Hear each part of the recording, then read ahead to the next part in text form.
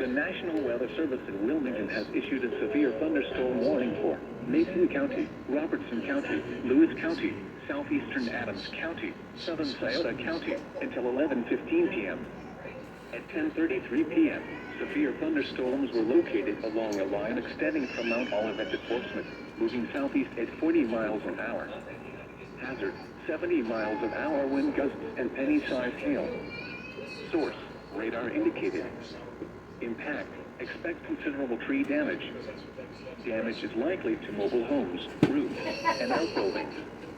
Locations impacted include Portsmouth, Maysville, Wheelersburg, New Boston, Vancouver, Lewisburg, Roosevelt, Camp Dix, Rome, Foxport, Head and Grass Seed, Tollsboro, Sciotadale, Mount Olivet, Sardis, St. Paul, Eureka, Mayslick, Killiconic, and Rectorville.